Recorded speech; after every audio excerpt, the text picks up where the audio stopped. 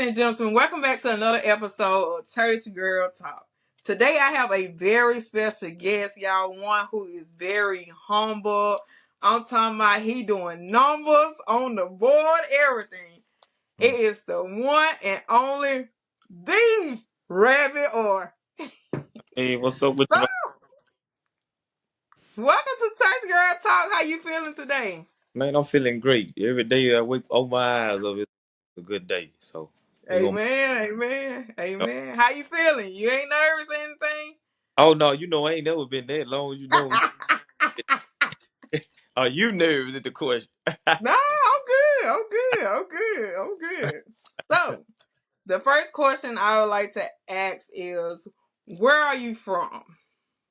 I am from Una, Mississippi. You're Mississippi. Clay County, Una, Mississippi. Chickasaw Okay. Clay Line Road. Okay. Okay. So, as a rising star, what has been one of the biggest challenges you faced so far in your career? Telling people no. Mm. Tell people that I love, that I grew up with, went to church with, old co-workers. Um, Telling them no. Because that's just come with it sometimes, I give. Mm-hmm. If you know me, then you pretty much know I do anything I can for you. But I draw the line. There's somewhere I'm gonna draw the line at, and I stand on what I stand on, and I'm not going past that line that I draw. So And sometimes come like with the industry that you in, um, saying no gotta play a big part in it, right? it does. It most definitely, yes, ma'am. You can't take. I can't tell nobody what they can't do. But what I will say is, all money ain't good money. All Mm. family members, all blood ain't good blood, and all friends ain't good friends until it's time to be a friend or time to be a family member. So sometimes you just got to go on ahead and see stuff before it happens and tell them no, respectfully. Got you. Noted, noted. That's something I used to struggle with, right there telling people no, because I try to put on this cape and try to be there for everybody and do things for people. But now coming into I don't know what kind of era I want to call this, but or what phase I want to call it, but you're absolutely right. Sometimes you got to learn how to say no and put yourself first. Hmm. Okay, all right. Learn. And that's all I'm gonna say. Right, right. Okay, so you're not only a singer, but also an actor. How Mhm. do you balance both passions and which one feels more natural to you? That's a hard question. I ain't never heard nobody ask that. I never had. Um. Well, it's that's a hard question because both of them come so naturally. Like because if I'm sad, if I'm down, I sing. I have to lift myself back up. That's my way of bringing myself back. If I'm joyous, I start acting something. I'm acting that all the time. Everybody know that. I stay in character mode. Hmm. But on the stage, off the stage. So I mean, both of them go hand in hand. So I don't know. I really wouldn't even know the answer to that. I don't. It's just however I'm feeling, like whatever's the mood. That's what I do. Like I sing. I also sing when I'm happy too. Now I don't just start singing to myself when I'm sad. I sing, sing for practice, for vocal, but to strengthen my vocals, strengthen my runs, stuff like that right there when I'm singing or whatever. But Right, I right, don't really know. I just whatever come, whatever the moment tell me to do, whatever I'm living in the moment, that's what I'm gonna do. Whatever happening at that moment. That's if I feel like I should sing, I'm gonna sing. If I feel like I should start acting something out, I get in the mirror sometime and practice all the time. I know sometimes all the time, almost every day, every other day, just to make sure I still, in my see what my face expressions is, see can I still move, see the way I look like. 'Cause that's that's your personal camera. That's the mirror. The mirror is everything as an actor. So right.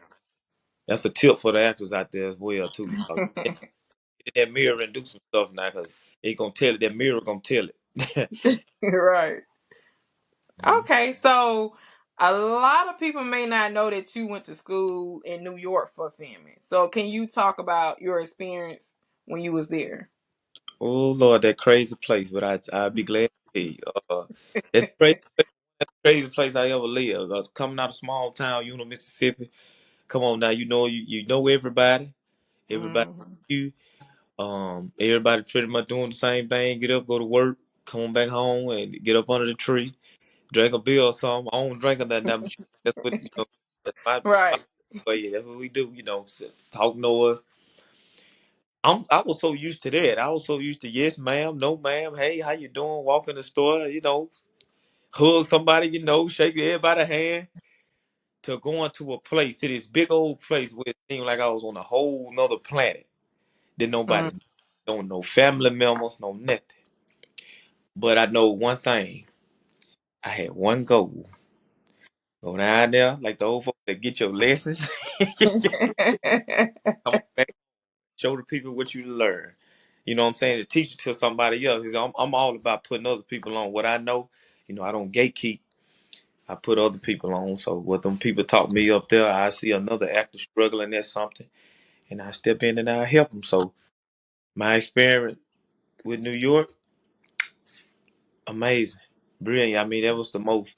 I think that was the biggest step I ever took in life, and I'm glad I took that step because not only did I did it bring the character, this whole character rabbit or side of me out that showed me what I Hmm. really do with myself.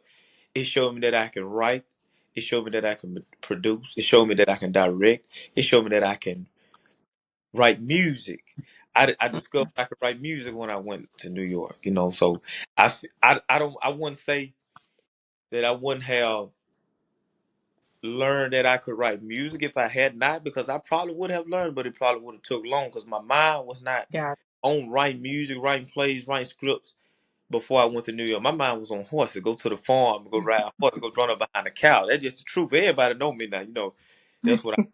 it. Well, everybody from home know me. I would say, you know, Right. Right. work know me as the singer, but people from home know me as the cowboy. Before I was, Mm. before I became a singer. So going to New York, that was the biggest. That was the most. That was something. That's all I could say. It was something. It was a great experience though. The people I met, the producers I met, the other writers, the other actors, the film studios I visited. I've interned at some of them, Netflix, Paramount Film, CNN News. Mm. Being on those sets and looking at those big people, Don Lemon, Anderson Cooper, seeing some of the big people like I forget his name. He directed the movie with Denzel Washington in it. What is it? One of my favorites. I can't believe I forget it. Black director. But anyway, it was one of those type of things that I wouldn't trade for nothing in the world. Even though they gave me a run for my money, but literally a run for my money. It was worth it. It was worth it. Worth it though. It was worth it. Yep, it was worth the long night, staying up all night, sleepless night. Some nights I did not go to sleep. I had to study for 2 and 3 exams at a time. Some nights I just stay up all night because I was wondering how did I even get here? Hmm. What am I doing here? Yeah. Small town guy like me, you know. But I'm gonna let you go on to the next question because I go on and on about that. So, you gotta, I know you got your But question. I So do want to add on to that when you did after you graduated and you came back home, that you did share some information with me because I didn't go to school for filming at all. But filming always been a passion of mine. mhm. So everything I'm doing is self-taught, and to see you go there, I was like, especially like from where we from, going way to New York, and then you had a goal and you accomplished that goal, and then to come back home to share it with little old me, that was like amazing. Like I learned a lot from you, so that was a blessing. I thank you for that. Oh yeah, you're welcome anytime, my friend, anytime. So tell us about a time where you feel like your faith was being tested, and how did you overcome that obstacle? Woo. Mhm. When you say a time, you talking about music, career, acting? But Just whatever, whichever. I'm gonna Just start with in general, just life itself. um. My faith was beginning to be tested when I tell you the first time. Okay, when I first got called to New York, them people told me what it was gonna be, what it was gonna take for to go to their school. Mm-hmm. Have a dime, didn't have a red penny, and my mama looked at me. She said, "One thing about the Lord, He will make a way. Mm-hmm. He will make a way." She said, "Get up on your knees and you pray." She said, "Not only do you pray," she said, "You go out there and you put in the work." You go out there, you put in the necessary work that you need to do to get to where you're trying to go. You ask them, is it another way? Is it because there's always more than one way to skin the cat? You know, I knew that all. Mm-hmm. I can't do it this way. I'm gonna try. So I began to ask them, okay, y'all, what kind of programs you got? What kind of this? What's kind of that? You know, I ain't scared to tell the truth, y'all. I'm gonna tell you just like it is now. You know that, Kiki. But anyway, uh, they said, Rabbit, we want you to audition. They said we want you to, because I went to Orlando. Let me go back a little bit because I kind of skipped over. Okay. Let me start all the way back over. I went to Orlando. First of all, that's how I even got the opportunity to. Mm-hmm. But that's when it was brought to me. That's when the opportunity was brought to me. I was up there. I had to spend one whole week. We had to go through 3 rounds of acting. First round I won. Second round I got to the last round.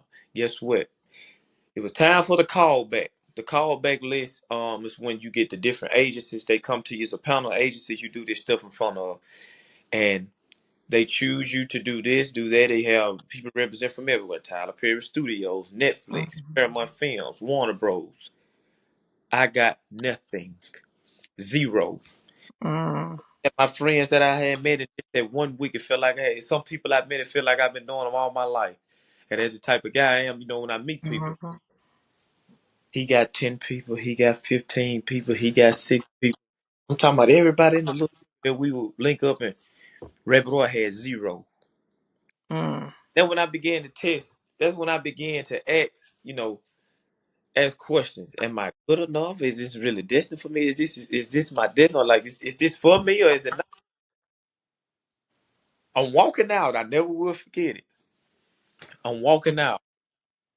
I hear somebody say, I'm looking for. I just had called my mom, by the way. I told her, I said, well, mom, I'm headed back home. I drove to Orlando by myself.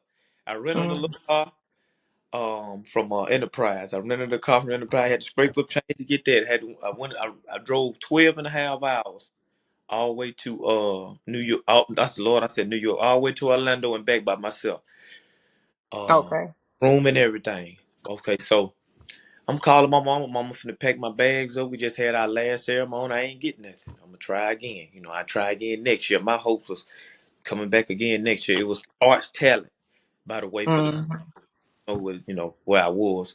The arts talent showcases was when they bring talent from all over the world, from every state you can name, and everybody just go with it, compete. Competition. I got to be real about it. But I called my mom. I said, Mom, I didn't get nothing. I was sad, but I was still strong. But at the same time, now I was at that point. I ain't gonna lie to y'all. That I had lost all hope, all faith because I drove all the way down there. Mm-hmm. My mama to sent me all the way down there with almost her last, and and I feel like I had let her down. I feel like I let myself. Mm-hmm. I don't know if I was like, did I not study hard enough? Did I not practice hard enough? What was it? I just didn't know. I'm walking out the door. I hear somebody say, I'm looking for Xavier Orr. That's my real name. I'm looking for Xavier Orr. I stopped. It sounded like somebody just called my name. Turned back. I never will forget him. Tyler, I forget Tyler last name. That was my advisor in college. She was down there. What you call it, Kiki, when the folks go around and try to get students to, what you call it? It's a word for it I'm looking for. They try to get students to do it. Like, come to their school. like a scout. Um, Scouter, it's scouter. it's I know. Hold on. I don't know. You know what I'm talking about though, I know right? what you're talking about. Like it's like a representative from the school. Yeah, but anyway, you know you get the picture. You get what I'm saying. So what happened was uh uh what happened was it was like A recruiter, recruit. recruiter. That's it. That's the word. That's the word. Tyler was my recruiter, and he ended up being my advisor. He said, "I'm looking for Xavier Orr."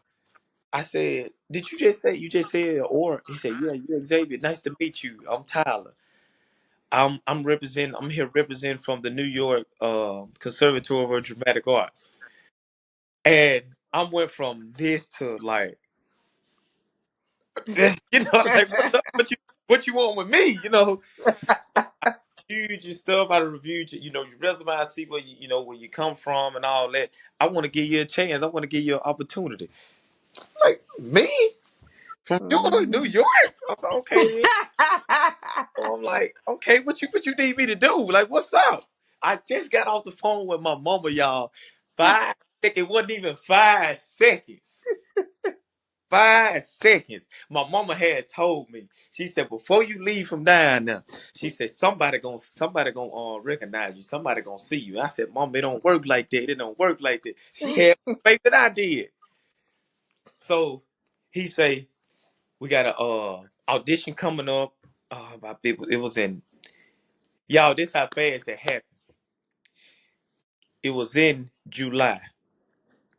It was in July of 2020, 2021, something like that. It was around COVID time. Y'all, I had the audition in October. Mm. December, December, them people were calling me back. The spring, the spring, let me see, it was the spring classes started in January, y'all. December, the people were calling me back to tell me I was accepted to go to the school. Okay, I'm happy. I'm happy. But how I'm gonna get there? That's the first thing I said. How I'm about to get there? And that's what the part. Okay, now I'm picking back up to while now I'm picking back up on the part while I'm scraping up change. I'm doing this. I'm asking them what I can do. Y'all, I lost faith again.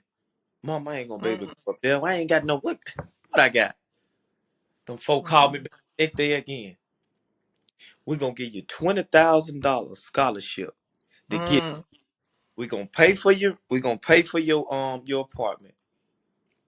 We're gonna pay for your apartment in the first 2 semesters. We're gonna give you $20,000 scholarship, and we're gonna give you a program where you can pay your own school there. Y'all, I like to ran up out my skin. I like to ran up out my skin. I said, Woo. "Well, I need to sign the paper." They sent the documents over. We signed the paper. We got them over there. All right. I signed the papers and all that. Boom. I'm headed to New York. Get to the plane ticket.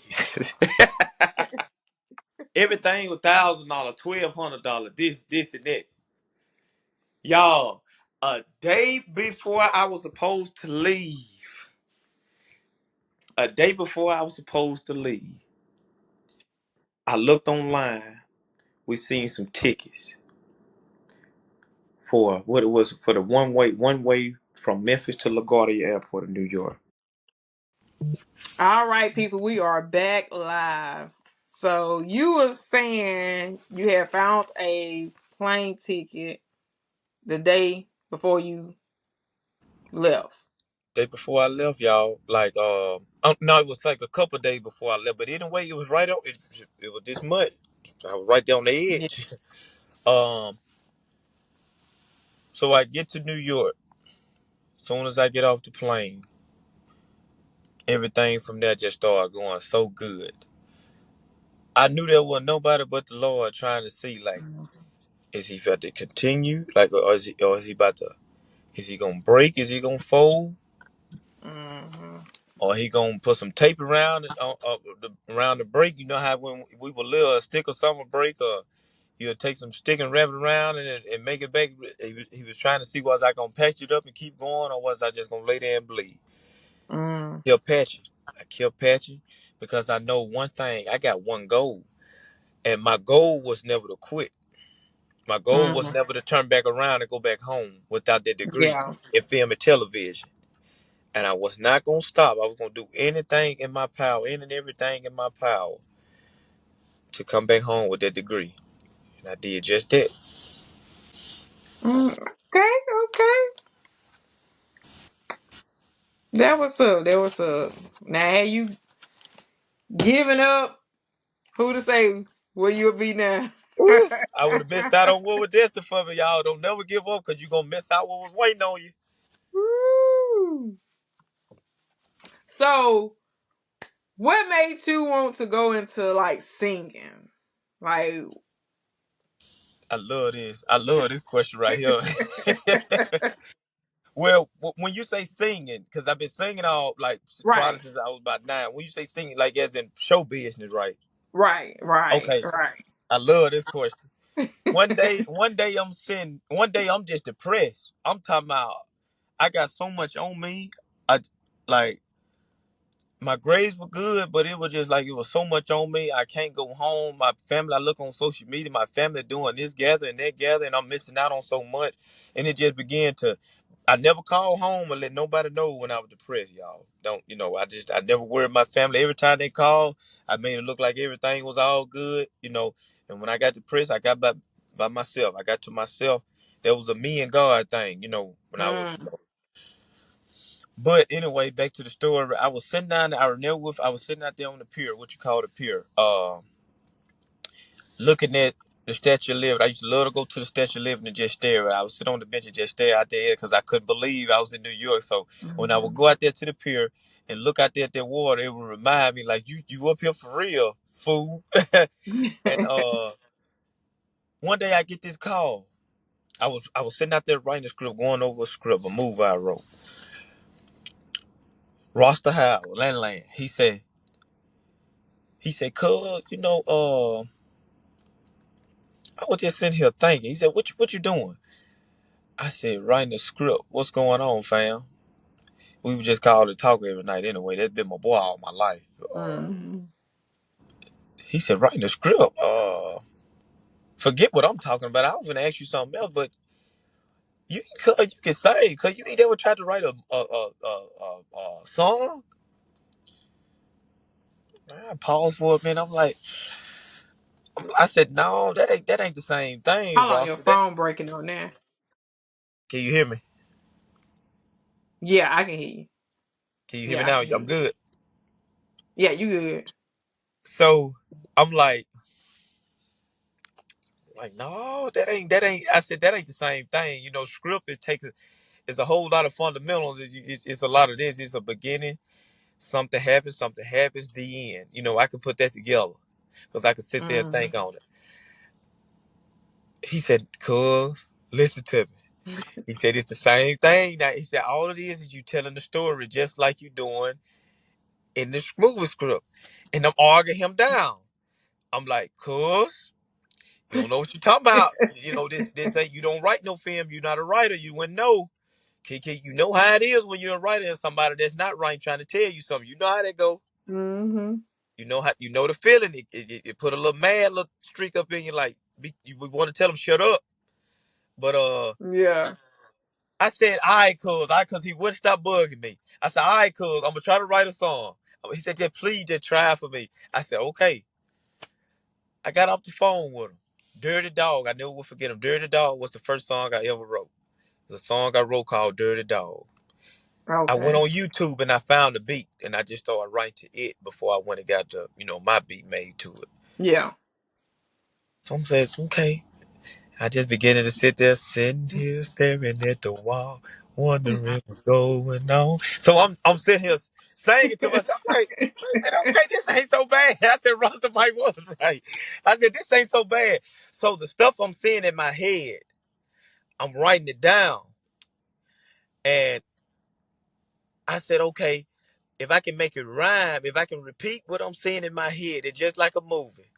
So I'm writing this story about a dirty dog, like a man and a woman going together, and the man just how a woman called a man a dirty dog. And Yeah. I said I'm gonna write a real story about this girl. She called me. She called me a dirty low down dog one time.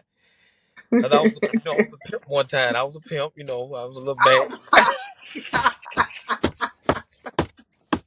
So, so, so I began to tell that story, y'all. And the song says, "Sitting here staring at the wall, wondering what's going on. See my girl, she done started acting funny since she got the password to my phone." I said, "Okay." See, I said, "Here she is walking through the door, and she told me took it out of her way.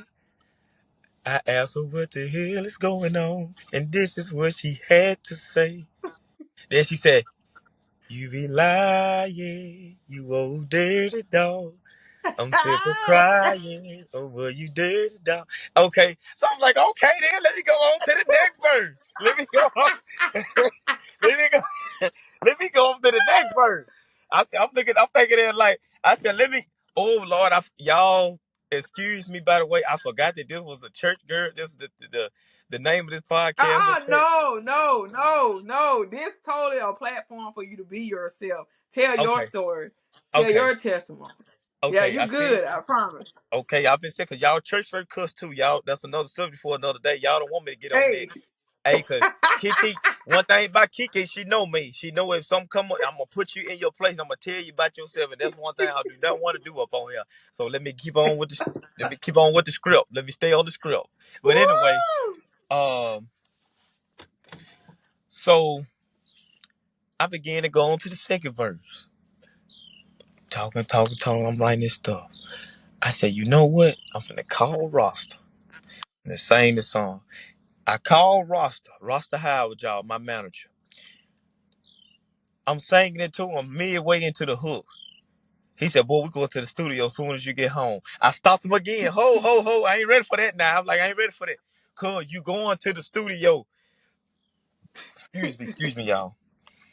So I get home. I graduate in May. I get home, y'all. A day after I make it home, I'm at the studio, Jackson, Mississippi, Hershey Black. He done recorded the song. I'm in the studio. I get down there. I say, the man, he was a ticket. I ain't no studio with that high. I get down there. I said, Roster, what it's gonna be? Roster looked at me. He said, you know what? You don't worry about nothing. I just want you to go down there and sing. Roster paid for my first session down at that studio. I go down there. I said, okay then. That got me really hyped up. I ain't got to stress about no money, about no. I get down there. I think I'm ready, y'all. I walk up in there, my heart dropped to my ankles. My heart dropped to my ankles, y'all.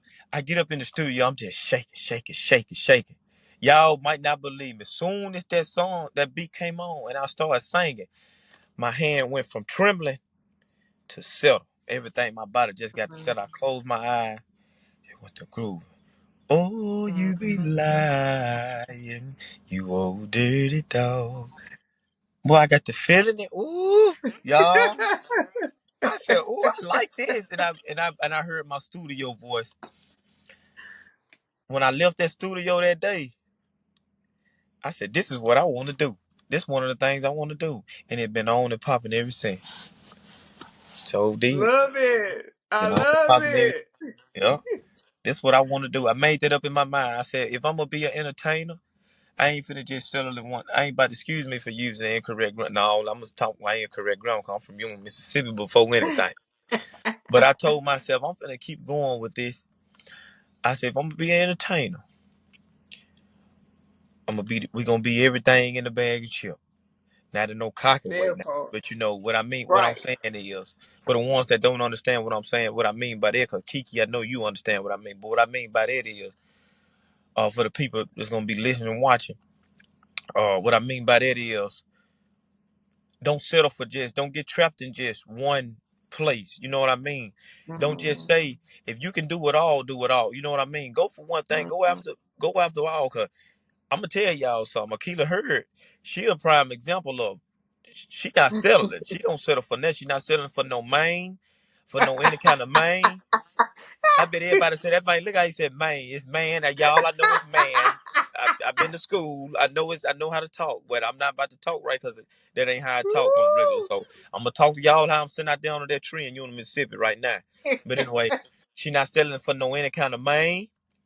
She not selling for no just no writer. She not just no writer. She's a director. She's a producer. She's a phenomenal actor. Um, Thank you, a thank you. beautician. She can do your hair. The woman to turn around and do your nails, do your makeup. The woman might be a how you say it's the esthetician. How you say it? What it is? Do your face? Esthetician. Yeah, that. Fitness woman, whatever you want that be, whatever you want that woman to be, a minister to you if you need it, free ministry, uh, can dress you if you need Oh, you need a person designer. I'm talking about can do it all. Kiki is a prime example of that now. You know, I got to give people their thank you, thank flowers you. while they're here. So, yeah. I appreciate it. So I couldn't be trapped. There's no writer, no director, just no producer. I said, let's do it all. Let's learn the whole 9 yards. Let's go to New York and let's Yeah, learn. Let me go where it's going down at. Let's learn it yeah. all. Like singing. Okay, let me get around people. Shout out to FPJ, from Alabama. For those who don't know FPJ, he is a one of the top Southern Soul singers there is right now. He has a hit single, Still With Her. Yes. Pull Me Up Some More. I know y'all know them songs. Last Time. Those types of hits. Shout out to FPJ. He was the first person to reach out to me. That was on a Mm, high level. Shout out to Jay Green as well from Tupelo, Mississippi. He was the first Southern. Jay Green was actually the first Southern Soul artist in general to reach out to me. Um, trying to get to know me, just let me know, like, keep going because you got it. Shout out to Jay Green as well. But FBJ, when we go talk about on another level, and Jay Green know what I mean when I say this. Much respect and much love to Jay Green. But I got to, yeah. everybody know me. I'm blunt. I'm gonna keep it real. But on the high level, than what me and Jay Green were at the time. Mm-hmm. FPJ was one of those first people to reach out to me. He was like, "Hey, call me." I'm thinking it's a scam. I wasn't about to call it because artists got fake pages every day. So I'm Right. like, no, I'm not calling you, man. He like, bro, I swear this is for real. Like, this is FPJ. If I got to call you, you'd send me your number. Yeah. I'm like, no, I'll call you. I'm like, okay, I'm just brushing it off. 2 days passed. I called the number. He like, hello. I'm like, yo, what's up, this rabbit? What's up, rabbit, man? What's up, this FPJ? Man, I seen your video going crazy, slow motion. Slow motion did 1 million some views on TikTok. For the people that don't know, that's how slow motion came about. Did 1 million some on TikTok. That was really my first video ever on TikTok. I didn't even have a TikTok account at first. I made the TikTok Mm-hmm. page. Roster convinced me to make the page just to post it on there and went viral. I don't know how that Mm-hmm. happened, but it went I viral, remember. and I'm so grateful for that, of my supporters and the fans that been with me since then. I'm so grateful to y'all. My family, my friends, the people that stuck beside me ever since, and told me to keep going. For Ross as well, the one that it was his idea to go ahead and post the TikTok because I wasn't studying it. Um, I didn't even like the song. I didn't even like slow motion at first. Yeah, But yeah. anyways, They're fine. They're one of my favorites. everybody, and I thank you too, Kiki. That's a lot of people's favorite, and it's still not my favorite, y'all. I promise it's not. Slow motion is not my favorite song. I don't know why, but it's just one of those things. I just do it for the fans because they requested so much. But I probably really don't sing slow motion till showtime. But I'm forever grateful, forever. Don't get it twisted, y'all. I joke, I play, I talk a lot of noise, but I am extremely grateful for the numbers that song did. And if without the fans, that song wouldn't have been nothing. So I appreciate everybody it took to get me to where I am today. And I plan on going higher and higher, and I plan on my fans going even higher with me. Y'all Yeah. coming with me. But anyway, that's how that came about. So that's it. That's all I got for that for that answer there. Okay, That's okay. So let me ask you, what is your favorite song? One of your favorite songs. my favorite song is actually unreleased right now. I have Okay, a song. I okay, have a song okay. called. I have a song called "I'll Just Cry," and it took me to another level. I have a song. that was unreleased one time. Prettiest Woman. I started to like it, but I stopped liking it. That was one of Roster, my manager, favorite song. It Mm-hmm. was he chose the beat for that song. Did not like it. I was cringing. I said, oh, I said I can't put nothing to this. I can't feel it. I just wrote something Yeah. to it anyway and just recorded it. Everybody ended up liking it. Yeah, I like this Every one. Yeah. So I'm like, and Kiki, you liked it the song. I remember you heard Mm-hmm. it before the song. Kiki was one of the people that heard it before the song even came out. And I remember you liking it. And I'm like, no, this ain't it. To me now, because an Yeah. artist is his biggest critic anyway. And Yeah. that's the game. But anyway, my to answer your question, my favorite song would be "I'll Just Cry." I love that song. It was the melody of it that got me because it took me Yeah. to somewhere I never had been before. Okay. Okay. Well, we looking forward to Yeah. that one dropping. I Oh love yeah. all of your songs. So to be Oh honest. yeah. Thank you, my girl. Yeah. Thank you. Keep rocking with me now. Keep rocking with me. Oh yeah. Oh yeah. So last but not least, what advice would you give like upcoming artists? Woo! I love this question too. And I'm about to give it to y'all raw and uncut. Upcoming artists. I'm still an upcoming artist too. Don't get it twisted, y'all. But I will say this. I done traveled. I done been around place to place, South Carolina, you name it, Alabama, all over Mississippi, you name it, Georgia. Y'all, quit trying to go to where it's all good at. When you can simply take your money out your pocket and invest in yourself and make it all good where you already at. Make it good where you at first. Mm-hmm. Before you go to these artists want a big feature to try to put you on, put yourself on. Find you a producer, find you a great engineer. They don't even have to be the greatest. Find you somebody that's just good and want to lock in Mm-hmm. and consistent with you and pick up the phone and answer when you call them. That's a Mm-hmm. start. Find you a good producer, find you a good engineer, and put your words on that pen and that paper. And you go and you record, and you release that music. That's what you do. And get on that internet and you promote yourself. That internet is free. Matter of fact, they're gonna pay you. Yes. It's gonna get to a point where they pay you. Facebook gonna send you a check. Mm-hmm. TikTok gonna send you a check. Instagram gonna send they gonna. I don't think Instagram pay for reels no more. They stopped. But anyway, Snapchat they don't pay. Snapchat and Instagram don't pay, but it's free promotion. It's free promotion. Get on that internet and make it happen for yourself. Get in that studio. Get your pen and get your paper. Make it happen to yourself. Discover yourself before somebody can discover you.